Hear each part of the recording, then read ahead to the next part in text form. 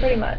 Fortuna here. We made a faux new wave film. It's called, I can't even pronounce it. It's a French film, and it was shot in grainy black and white in French. It is an homage to Jean-Luc Godard. It is something completely different because it's the first legit avant-garde film, I'd say, that we've done so far. It involves a misunderstanding because there are two characters, both of whom are misunderstanding one another. There's this gulf of communication between them. Neither of them can talk. It involves improvisation because we were just improving it when we filmed it. We would tell them to do this and to do that. Annika doesn't even smoke, and she had to smoke 8 cigarettes while we filmed it. It involves the muse because one of the characters is rattling off this poetic narration that sounds sort of like a muse's dialogue. A silhouette. There are some silhouette shots in there. It involves love or lack thereof between these two that were once a couple and are now. And everyman. The word you were looking for. Thank you. And everyman they're both every man and every woman essentially. Anything but the truth. There's a part of the monologue that she sort of rattles off about what is the truth really. Psychological torment. It's sort of they're sort of tormented psychologically because clearly they're both just being completely quiet, smoking their cigarettes or he's trying to smoke his cigarette, and there's just this intensity there. A dream. It's sort of like a kind of dream. It has a dreamlike quality, the narration to it.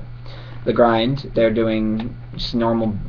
It's a normal thing. Smoking cigarettes, doing the normal thing. No, I don't know how that one got on there. Greed. At one point it kind of talks about how these acts are sort of selfish. A false assumption.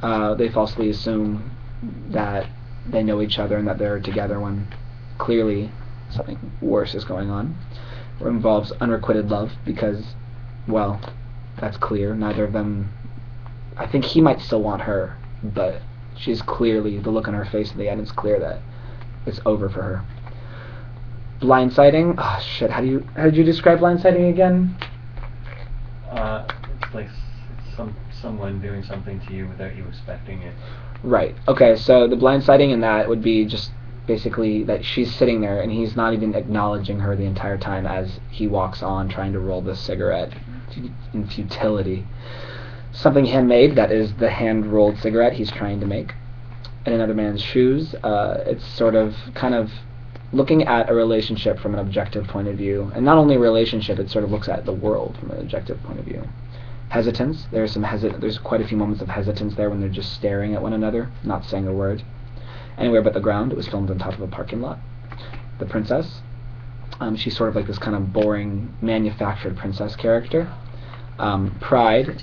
It involves his pride in that he doesn't even Sorry. I saw your face in the video. It was hilarious. Amy, I'm at 53. I'm sending you my score. Discovery. They discover there's a discovery of what is the meaning or the lack of meaning between them going on in the relationship and in the smoking of these cigarettes, because the cigarettes are actually a metaphor for each of them. A decoy protagonist. You think it's about these characters, but it's really about something bigger, something more.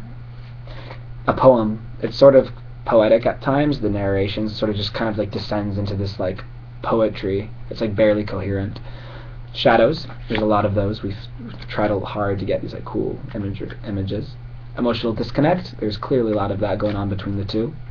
Solitude. They seem completely alone in their own little worlds until the very last line, which is when he acknowledges her and says, "Ça va?"